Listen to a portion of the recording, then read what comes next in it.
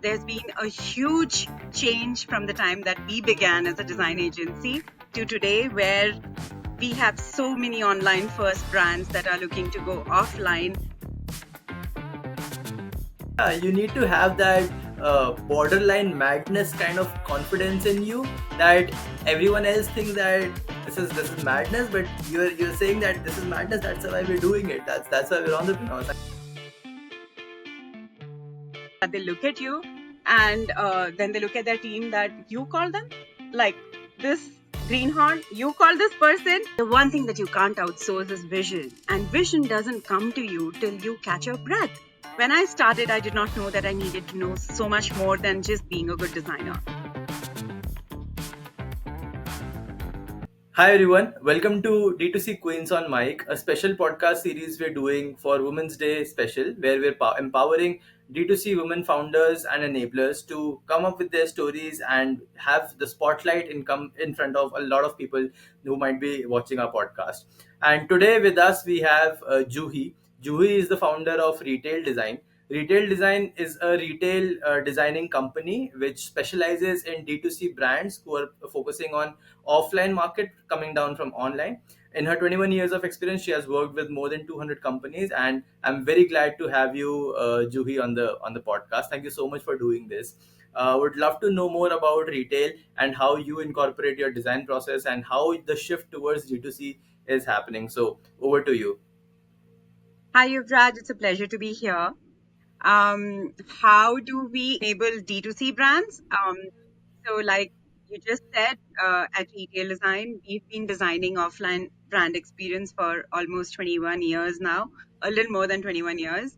Um, Retail Design started when organized retail in India, um, literally began. You can say that, we have traveled the entire journey of organized retail here, starting with global brands with partial ownership. And as policy shifted to allowing global brands much more ownership in India, earlier they were just subsidiaries of joint ventures, to things shifting for multi-brand retailers, to now, what the status is right now.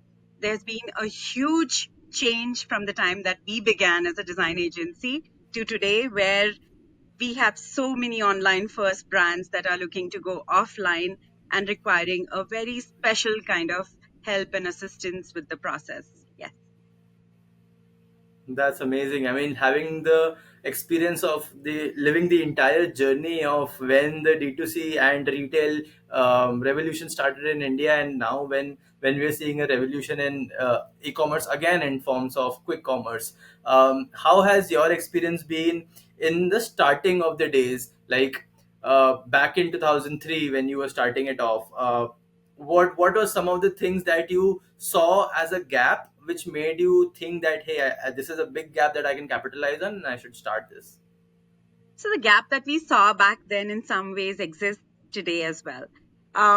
When we first started, I used to work on the other side, as a store designer, part of a brand. I used to work with Arvind brands, and I used to work with if some of the people remember, in the early days, a brand called Weekender. It was a fashion brand for the young. And so, I used to be on the other side, and I used to realize that, when we worked with design consultants in general, while they got the ropes of the aesthetics of a space, very few brands actually understood the problems that a brand was facing or would face once they opened a store, from the perspective of their business model or their merchandise plan, or how they wanted really to be seen by their end users from a brand perspective. Yeah, not just so even now when we look at a lot of spaces, they're great looking spaces, but do they really tell the story of a brand?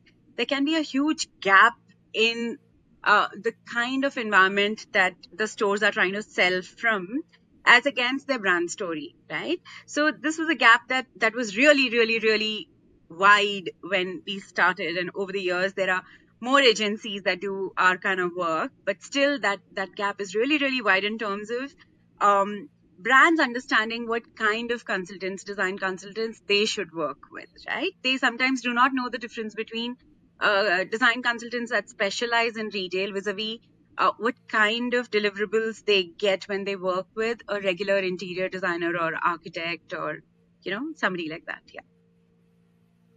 Great, great, great. So, I mean, the paradigm shift has happened, but the gap is still there, and there's still a lot of scope for newer brands to come into the space. Talking about the name, retail design, that's a lot of wordplay that you have incorporated in the name. So, retail for one.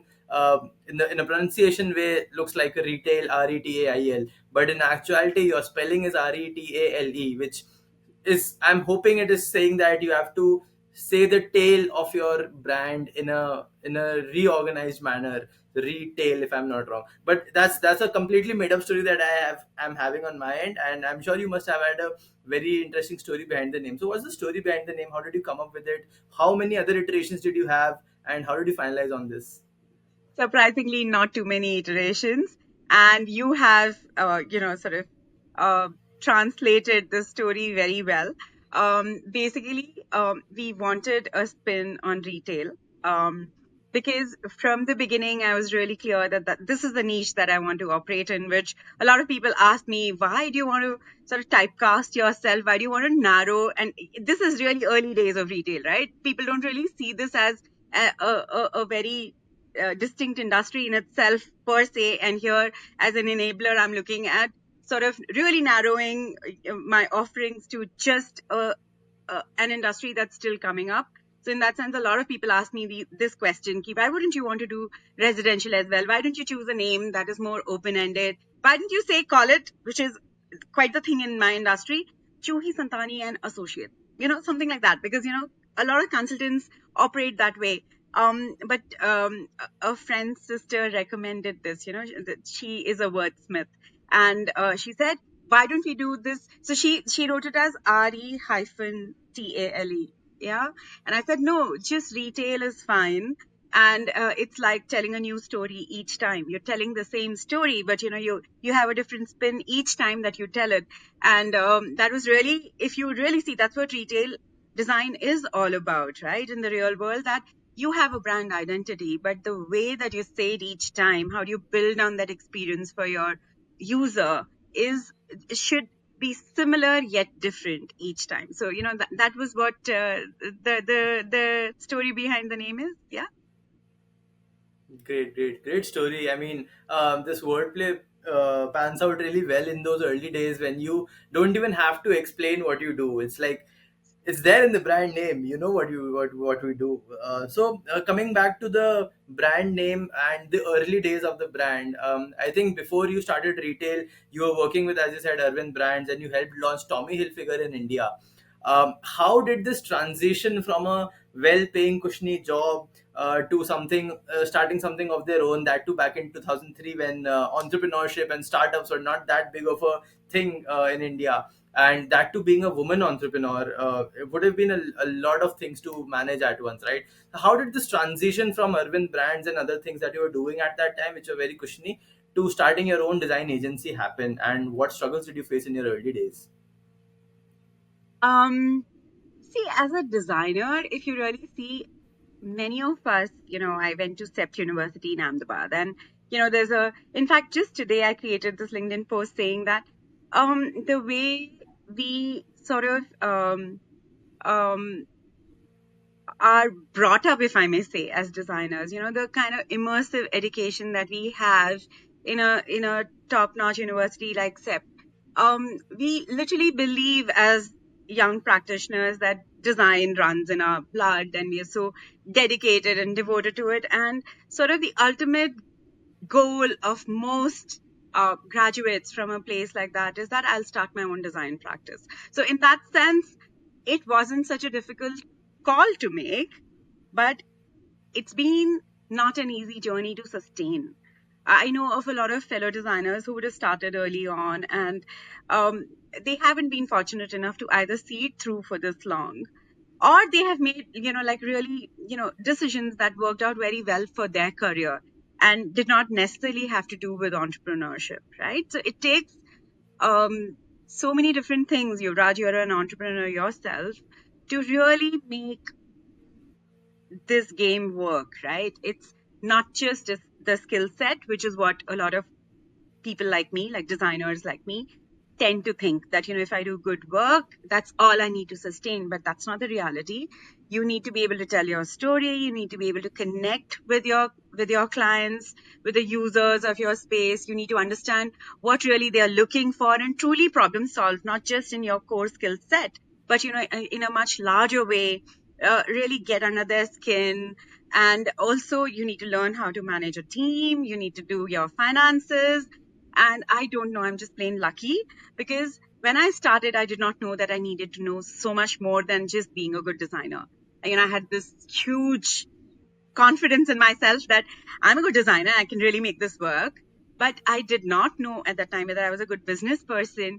And I think that's a journey I'm still traversing. Well, I clearly am not a bad business person, and I've done a good job of having a wonderful team and having a host of clients and all that. But there are things that we learn every day. And yeah, so it didn't feel like such a brave step back then, right? But and it also seemed like the logical next move, because when I was part of the Tommy team, and I worked in Urban for some time. So before that, I was part of the Wrangler team, and it was my business head at Wrangler who also sort of inherited Tommy Hilfiger as a brand. And she said she took on the responsibility of launching that part of the joint venture that was between Urban Brands and Vijay Mujani Brands back then, to bring the brand to India, because I told you the policies were very different back then, right? So it was a natural progression that my business had said that, would I also work on that particular on launching of the brand. And that was how I got this whole opportunity of working on the first 5 stores, and talking to the brand folks in the US, and figuring out the entire project execution team here and all that. But while you get that high, you realize that when you're working only on one brand at a given point in time, or for say that 1 year, or the coming 2, 3, 5 years, that was not what the designer in me was looking for. I wanted the challenge of working with multiple brands, looking at different problems, and really refining my offering in that sense, and not just getting stuck in the execution part of it. So I think that's what pushed me to take this plunge, that I will, sort of offer my services to multiple brands and see where this goes. Did I have confidence that I'll snag these customers and these big brands that are usually accustomed to back then working only with international design agencies, and typically with people who were not of Indian origin? I don't know, it was just some kind of foolhardy confidence that I can do this. And that's how I started. Was it difficult? It was very difficult when I look back, but yeah, that's how things are. I mean, yeah, you need to have that borderline madness kind of confidence in you, that everyone else thinks that this is madness, but you're saying that this is madness. That's why we're doing it. That's why we're entrepreneurs. I mean, this story alone gives me goosebumps. Like doing this and cracking such big brands, and coming on to cracking big brands. I think I saw your portfolio, and you worked with the likes of Starbucks and Berger Paints and Tatas of the world. As someone who's starting off their career in early days, in an agency setting, or in a company setting, or in a service setting, how would you advise them to crack these big giant players in the market, having no experience, or like being not having the capability to prove their worth, even though they are very capable? What Yeah. would be your 2 cents around that, especially for women out there who are starting off with this journey? I think this has nothing to do with gender. I really think that, we have to really do our homework, and do our homework in the literal sense. I think what really was a game changer for me back then was that I was on the other side of the table, and that I did not necessarily get connects to get started, in the sense, not the network really, a little bit, but not really, right? They all saw me as one junior, whippersnapper. So in that sense, the folks that I knew in the industry, were they already comfortable working with me? No, they were not, right? I still had to carve my own path, find my own customers. But the fact that I was going to serve the kind of people, the kind of roles that I already played, gave me an insight into what their real issues were. While, of course, the real issue may be on the surface, setting up a good looking store and setting it up in time, still very important, setting it up in time, the rentals, but also understanding the kind of pressure that you face from the brand stakeholders. What is it the business team is looking for? What is it that the merchandisers are looking for? What kind of operations, once you hand over the store to the operations team, what would smoothen their activities? How many number of people are anticipated to work in the store? What kind of facilities will they have? There's this entire ecosystem which is beyond what we strictly call design, right? Even now, when we look at our scope of services and what we list down in a contract, that we sign with a brand, it only scratches the tip. you know there's so much more. There's an iceberg that's hidden beyond the kind of things that we work on, the kind of questions that we ask, that I think I got that insight because I was behind the scenes. And I could see the rest of my team really struggle with so many things, even though the store turned out really good looking. And um, you know even if it told the brand story, right? But operations could have tons of snags and things like that. So in that sense, that gave me a leg up, Yuvraj. That really helped. And that's the advice that I would tell a lot of people, that if you're starting out, please really go behind the scenes and understand what kind of problems that your client is dealing with. And everybody says this, but it's not so easy till you really talk to a lot of people and sometimes literally put yourself in their shoes. So that's one advice that I would give to any entrepreneur. Um, do not start with any other parameter. I mean, you have to align to a lot of parameters, but the one parameter that you must begin with is, what is the problem that your client is facing, and can you really help them solve that, and go from there. Got it. That's some solid advice. I mean, going half baked into anything would, rather than making the client work out, would even worsen your relationships with the client. Do you have any anecdotes of how any of these big brands who are not actually going to convert, but then eventually you made them convert to your clients or anything like that? If you're not comfortable in disclosing the names, that's fine. But like, if you have a story around a brand that you worked with that actually shaped how you're working now. I don't have just one story. You know how things were back I'm then. sure. You sort of, somebody sort of makes a connection, and see, these are days before Zoom calls and Skype, even before Skype, right? And so you literally, for every first meeting, you travel to meet people.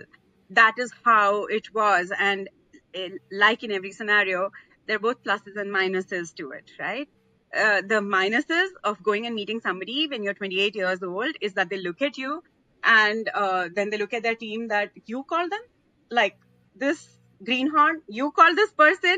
But the positive is that now you're in the door, you are in the meeting room, and you sort of go and you sort of grab that opportunity, right?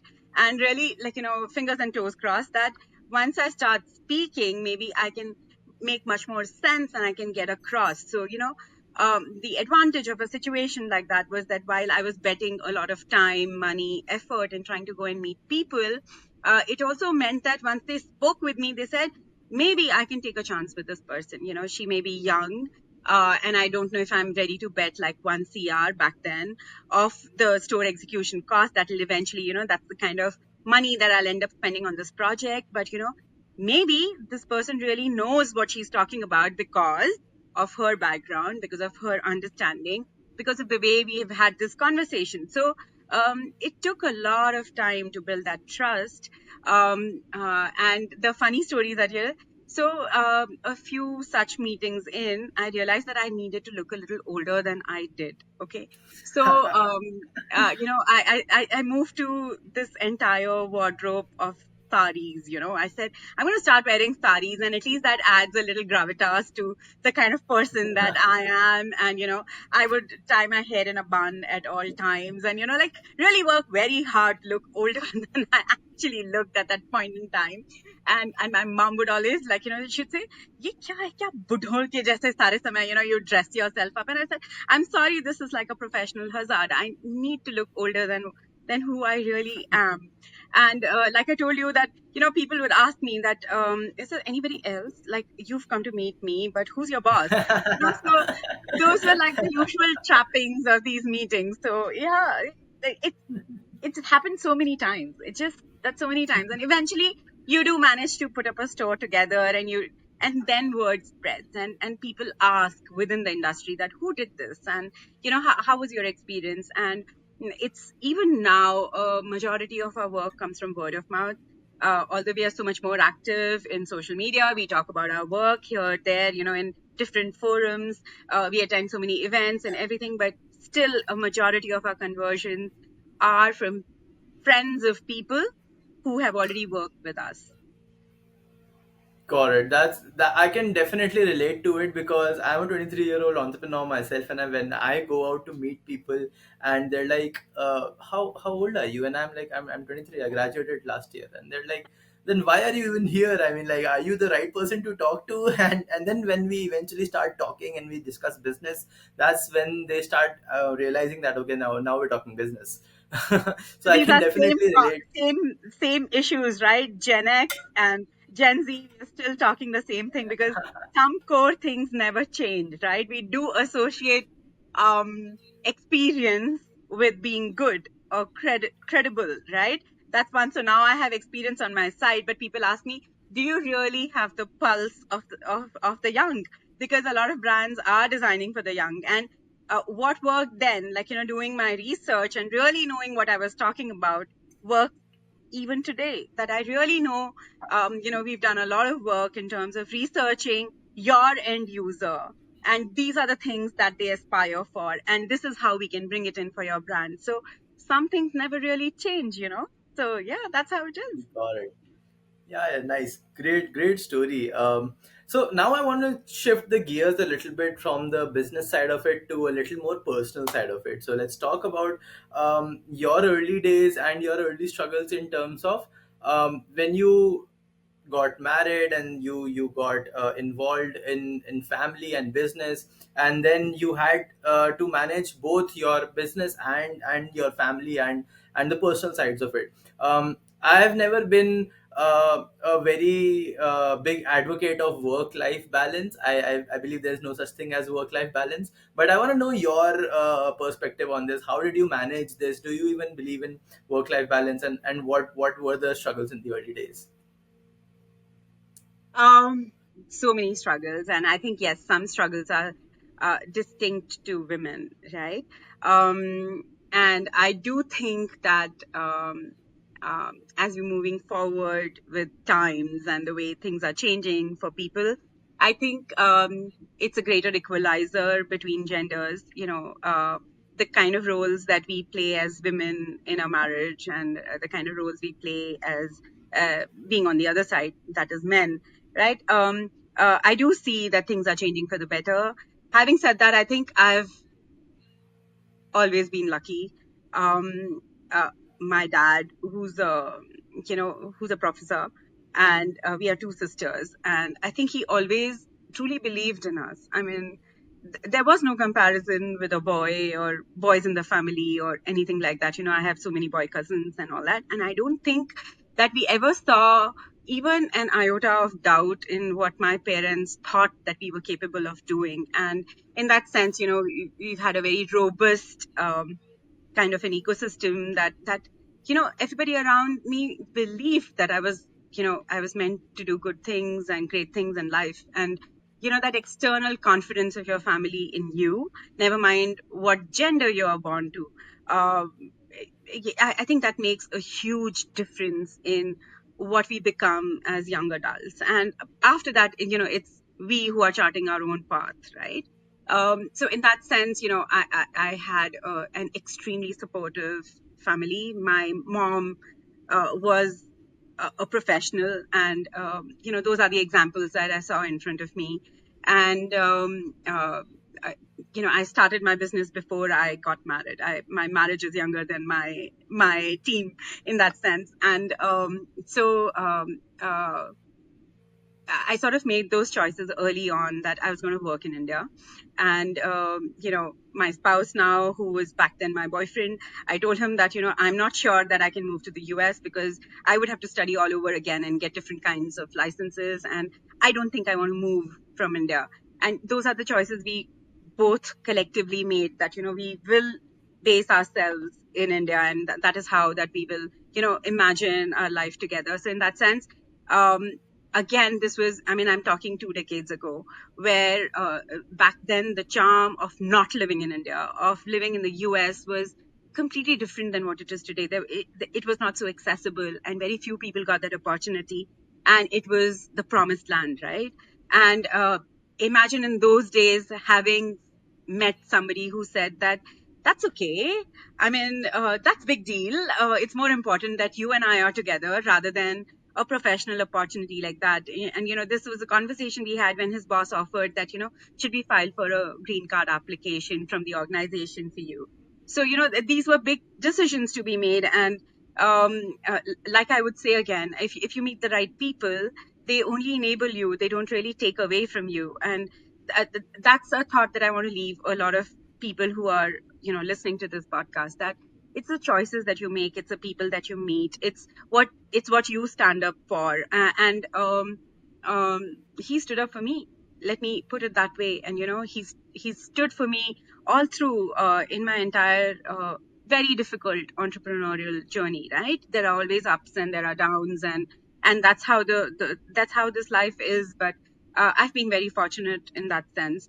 And uh, what more can I say? It's really the people around us. If they don't uh, work out, if things get difficult, I think it's through communication that you tell each other that, maybe this is an oversight, but this is not working for me. So, when you say being married was not very difficult, we both lived alone in Bangalore, and he worked long hours and I worked long hours, and it was all fine till we decided to have a child. And if I would say that as a woman entrepreneur, that can be like the biggest bump in your journey, because for once in your life you have to think beyond yourself. If you have a supportive spouse, you think about him and he thinks about you, and you sort of make merry, and it's all good. You can split load and you can do everything, but physically it's only the wife or it's the mother who carries the child, right? And also the kind of hormonal rush that women go through during pregnancy and postpartum, it's something that's, even if men try to understand, it's just that they're physically incapable of, because they haven't gone through that experience. It's like any good experience or bad experience. Till you don't actually go through it, I would sort of cut them in some slack, that they really don't know what it means like. However, it's on us to communicate, how difficult these things can be. Sometimes physically painful, physiologically discomforting, and you don't get to sleep, you don't get to eat in time, you can't take phone calls, from your clients or from your team. You have to just, ask for more time so often. So I think my toughest time like that as a woman entrepreneur was when my child was really young. We were a nuclear family. We didn't really have, my mom was still working. So, yeah, and, I did not expect my family to just give up what they were doing and sort of, dislodge themselves from their normal lives and come and support us just because we had a young child. So, we really had to figure the child support and, um, you know, everything around that. And so those 2-3 years were really, really, really tough. I already had a sizable team at that time, and I think they did not know what had happened to me. They just knew me at that time, somebody who was, always high strung and, sort of ready to crumble at the drop of a hat, which is not my usual self. But that's the other thing, to first recognize ourselves that we are not quite the same person in the child rearing years. In the early years, we are shot with hormones running in our blood, and things can be very difficult to fathom ourselves, um, and leave alone the young team that was working with me. I mean, I was 31, 32, and how old were they, for them to figure these dynamics? So in that sense, it can be very difficult. But I do think that, with so much uh, stuff on internet and so many conversations that we have, which are not really swept under the carpet. I'm not saying that I swept conversations under the carpet, but not many people spoke about what women go through after they've had a child or during their pregnancy. I think the awareness is getting better with every passing year, and there is less hesitation amongst people to talk about it, right? So in that sense, very tough years, if I may say so. But did I get a lot of support from people around me? Again, yes. I got lucky. I got a really good nanny, and I would do all kinds of things. I moved closer to my office. I would come and go. I started, when my child was 2 months old, I started working with like an hour a day. I would just go down to the office and run back, things like that, to get myself accustomed, to get my child accustomed, and to train my nanny and things like that. So, you sort of figure the mechanics of it, Yuvraj, and you sort of work through it. But those can be like really, really, really, really tough years. I mean, when I hear other people talk about this, the only thing I have to offer is tell them that it gets better every day, and that you've got to hang in there, and sometimes you have to choose priorities. So you were saying work-life balance. Um, when it is another tiny life, it takes priority. It stops being about anything else. It stops being about your own career or your own work. And at the back of my head, I realize that there are people that I'm paying salaries to, and there are clients who are depending on me. So does that stress go away? No, it doesn't go away. But your priorities shift, and you do not. It's a very, very big struggle to make sure that you're not letting anybody else down, but you are watching for that little life that completely depends on you, right? For everything, like literally everything, for its existence. So when you have a young child in the family, and I would strongly advise that make your own choices, but let not these conversations scare you or deter you. If you and your partner choose to have a child, you have to work through the mechanics of it. Is it going to be difficult? Yes, it is going to be difficult. Is it going to be worth it? Yes, it is going to be worth it. It's the choices that you make. It's the accountability that you take of the client that you're working with, of your team members, and of the child that you have. You sort of take charge, and you fumble and fall, but you figure your way out. So yeah. Wow, I never want the story to end. I mean, I can go on for the whole day to listen to your the struggles and the story. It's so well put and so well orchestrated that I feel like I'm living through that story right now of those early days and how you would like rush to your office for 1 hour and come back, and I can literally visualize all of it. So thank you so much I can get into gross details as well. I mean, I don't know if this is for social media consumption, but okay, indeed, Yuvraj, you're a guy, and I don't know if you're ever going to see this, but it's this thing, right? So as mothers, we breastfeed our children, right? And there's a cycle to it, right? It's as frequently that your little infant is consuming. That's how it works. So my husband got me a breast pump, which was a rare thing back in those days from the US. And I used to borrow because I had so many, bottles of milk that I had to stock in my office. I had to have stuff in my home. And, I had to have a special coolant bag to carry everything. And I had to figure that I had young men who were on my team.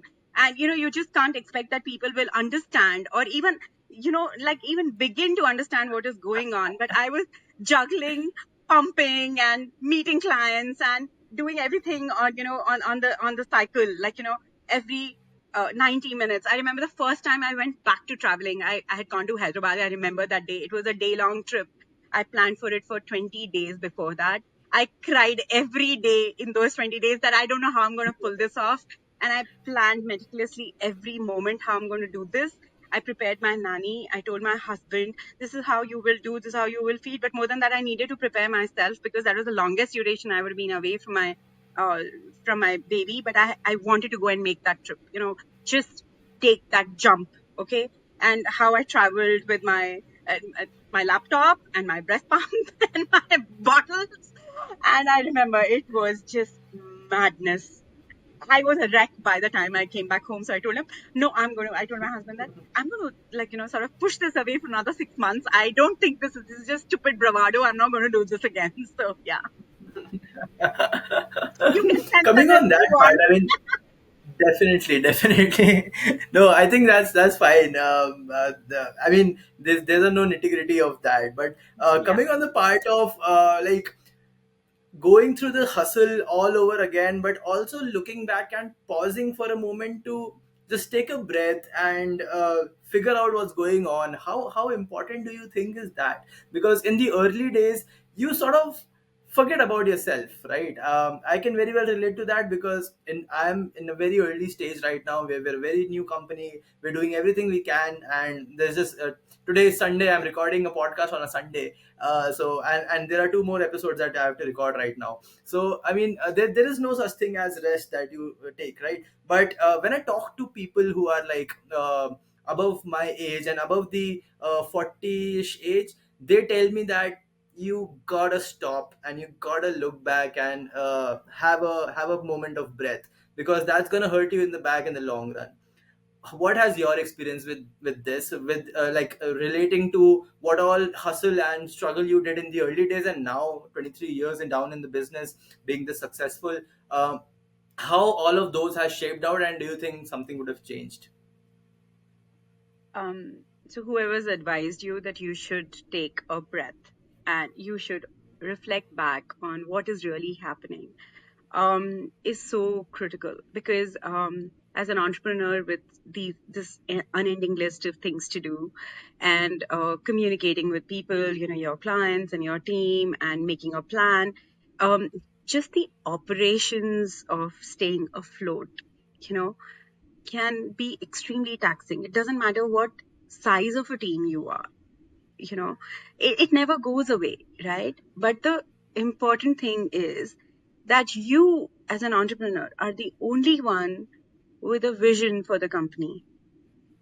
And that vision, it is, if there is one thing that cannot be uh, that that where you can't be replaced at all. I mean, you can get a finance person who's smarter than you. I mean, that's the first hire I made.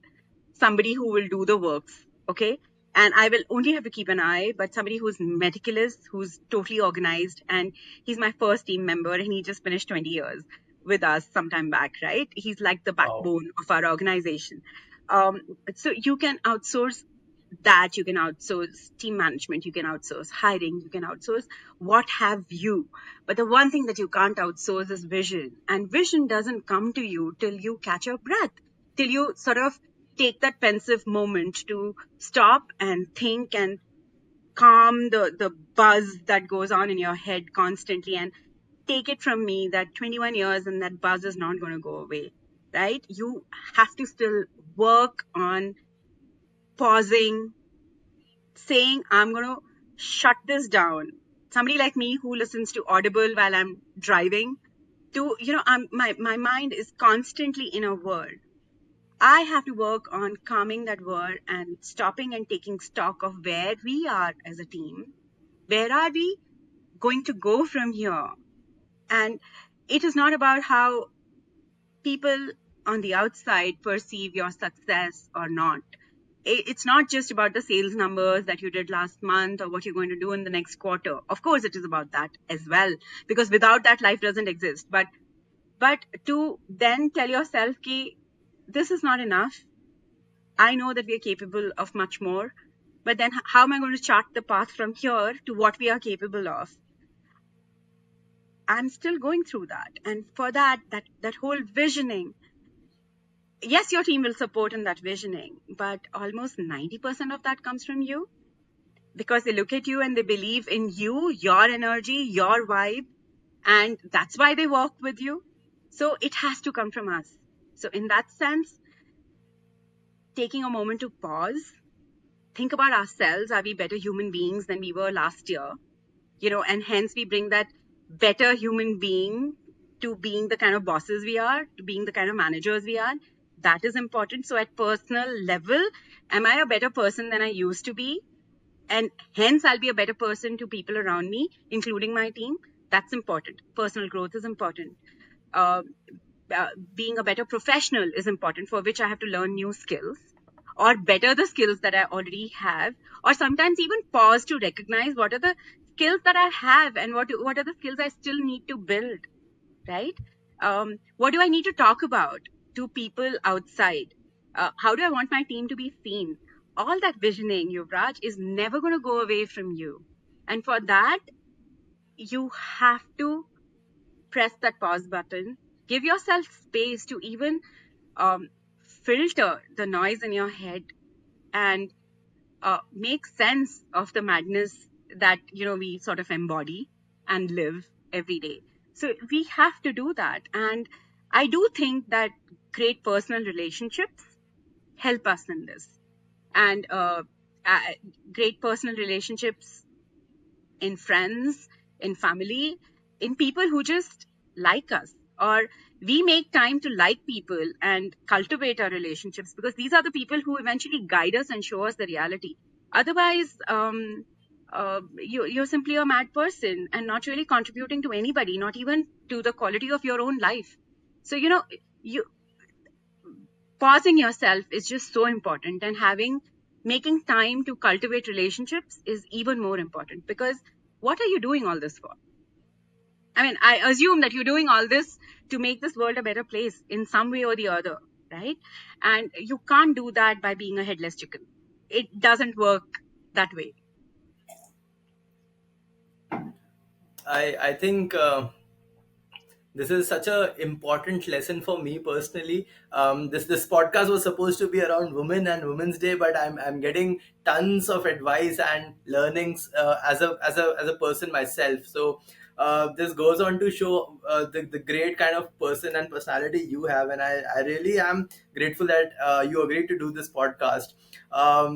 I never want this to end, but since we're almost up with the time, there are some questions that I ask each guest, and this is my personal favorite section of the podcast. So I have a question for you, a very interesting one, and I would love to know your thoughts on it. So imagine you have a time traveling machine today, and you can go back to 2003 when you were starting off, 21 years or 23 years down the line. Uh, but the caveat here is that when you go back in time, you still have all of the knowledge that you have today. You have all of those, you've retained all of those knowledge that you've had in the past 21 years, and you're there in 2003. What would be the things that you would do exactly the same, and what would be the things that you would not do the same at all to help you reach where you are right now, probably faster? Uh, Maybe I would have worked longer. I worked for about 4 years before I started on my own. And maybe what I would have chosen is I would have worked longer. I would have connected with people so much more senior to me. I would have given myself a chance to do that, because I've had to work that out completely myself. I would have studied much more. It was in 2019 that I discovered that there was a program called Goldman Sachs 10,000 Women, and I never realized, I thought me being a good designer was good enough. But I've never looked at myself as a business person first. I've looked at myself as a designer first. So saying this to all entrepreneurs who think that they're core skill or they're domain experts, and that is, it's from that perspective that they're building an enterprise. I would advise them so strongly to surround themselves with people who are just great business people.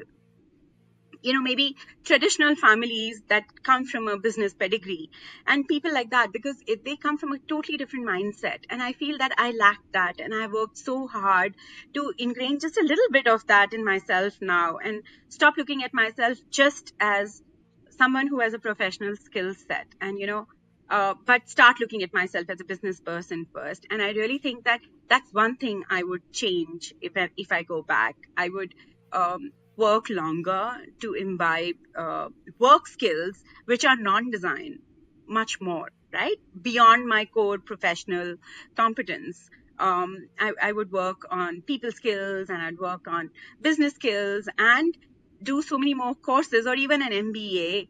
I would recommend. But an MBA, okay, now that's a debatable topic, because it depends on the person. Some people process that whole knowledge as either bringing out the entrepreneur in them, or some just choose to be part of a larger ecosystem. But it's fine. Just discovering myself a little more before I took this big plunge. That am I more this kind of person, or am I more that kind of person? I wish I'd taken a little longer. So that's one advice that I would give. Ask people to work a little longer. But then I do understand that then that sort of takes away from your madness. You become a little more logical, and that's sort of the antithesis of being an entrepreneur. So in that sense, I really don't know if I'm making the right suggestion to myself, to the younger me. So that's one thing I would. And the other second advice, like I said, and I think I'm repeating myself, is that dissociate my technical skill sets from my entrepreneurial skill sets. Those are two very different things. And I think some people get that, but I took a long time getting that. And what would be the some things that you would not change at all? That you think you did perfectly fine and you would do that over and over again? Believing in people.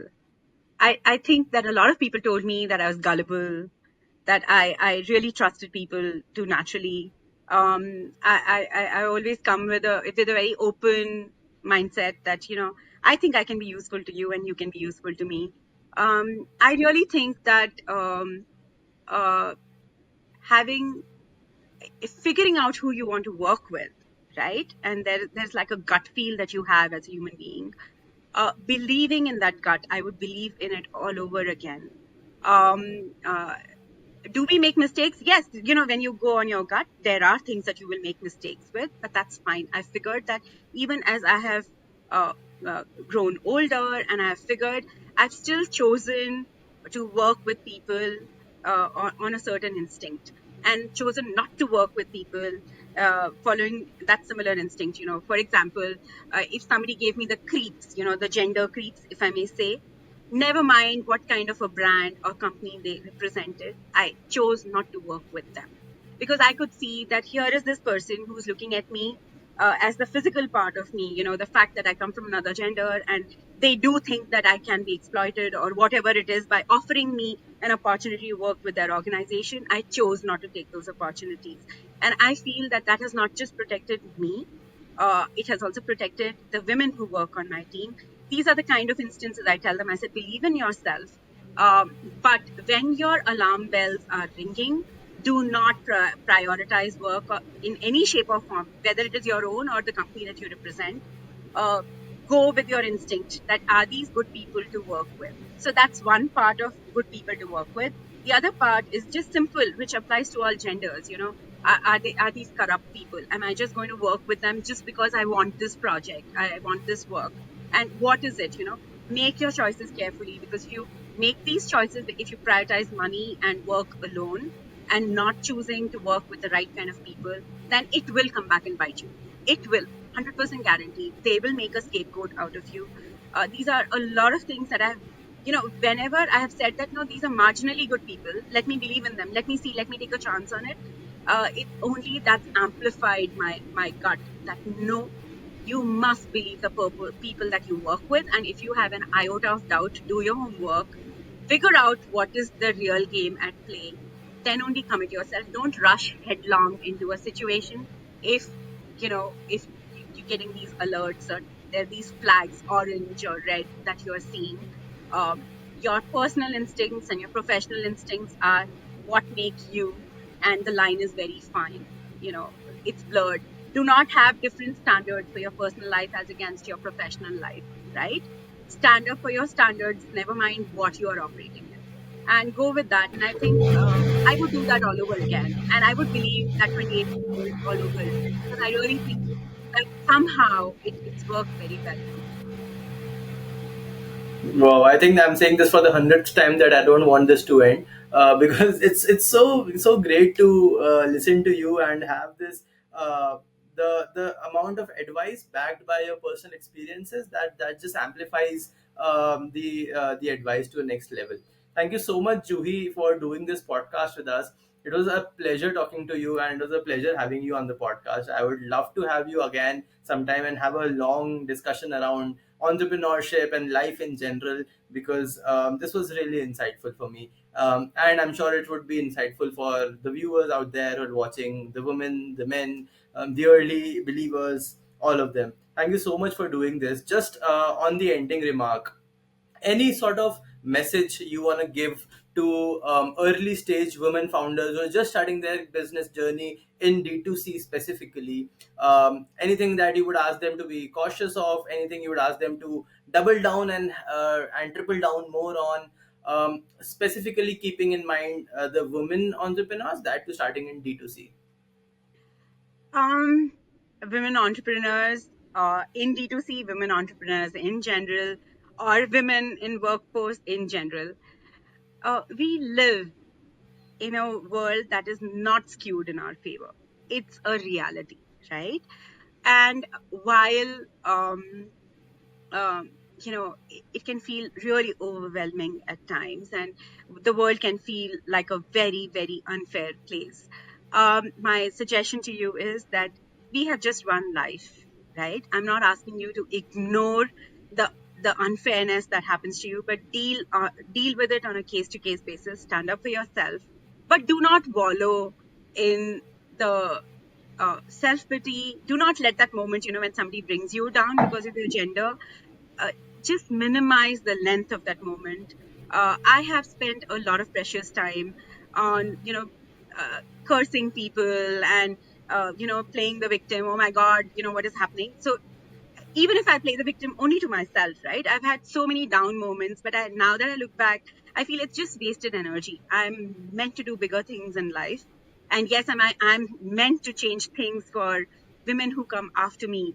But let's use this entire energy positively in constructing a positive future rather than dwelling too long on what wrong was done to us, right? It'll be a lifetime or many lifetimes before things really equalize. But we have just this lifetime to make a difference. And if you need to spot somebody and sort of tell them their place because they've been unfair to you, go ahead and do it. Yeah, but don't spend too much time after that wallowing over this negative thing that you experienced. Yeah, just move on to doing something more constructive with all that anger or energy or whatever. Just focus on the positive. I wish I had done this differently as well, Yuvraj. I really feel that I have wasted a lot of time, and I could have just used it much better in supporting more people. So just yes, it is unfair, but don't just spend too much of your energy dwelling upon it. Just take positive actions. Put people down if you must. Build people up if you can, and just focus on action and doing the right thing. Whether it's gender or whether it is the work that you bring to the table or whatever that it is. Just don't play the victim. I mean, I'm not saying that women play the victim, they really experience it, right? So maybe my words are not right, but uh, don't allow yourself to feel victimized for too long. Just believe and just move on. Some people are not worth your time. That's it. Got it. That's some solid truth bombs that I'm having today. Not only just for women entrepreneurs, that's true for me personally as well. And yeah, I mean, like that's some solid advice. Thank you so much, Juhi, for doing this. I love talking to you. This was one of the most insightful podcasts I've ever did, and would love to have you sometime again. And I'd love to catch up with We you should sometime catch up. offline. I know. We will Yeah, just catch up. We're both Bangaloreans. Maybe, yeah, yeah. sometime soon we'll catch up for coffee. Please. Yeah, we'll For see you sure, around. for sure, for sure. Yeah. Thank you Take so care. much for doing this. And any last things where you would want the viewers to reach out to you? How can they reach out to you? Your LinkedIn, your mail, anything like that? Any way they can help, you can help them. Any last remarks on that? On how they Yes, can reach out to you? LinkedIn is a really good place to catch me. If you see my name, there's only one Juhi Santani so far as I'm aware of. So I'm easy to find on LinkedIn. Um, um, I do write about multiple things, although I mean, it's still my early journey. It's only the last year and a half that I've told myself that, I'm going to put out my thoughts out there. I'm always open to a conversation about um, D2C, about taking the online brands offline. If that's the kind of, quagmire you are in, I'd love to have a conversation. If you're an entrepreneur, an early stage entrepreneur, and if you think some of, the way that I think resonates with you and you want to have a word, please drop me a word. I'm happy to take out 30-40 minutes to have a chat with you. If you are a woman entrepreneur or a woman professional and you feel that you need support, you want to talk to somebody, while I mean it's such an open-ended thing, but sometimes we just need to be heard. And if we resonate, I'm happy to make some time. Now, if you have a specific question, you can drop me a message on LinkedIn, and I'm happy to respond. Yeah. Awesome. So I'll drop Juhi's LinkedIn and Retail's LinkedIn on the post. And uh, brands who are willing to go offline and are already doing good on online, reach out to Juhi and Retail. She can really work out some great stories for you.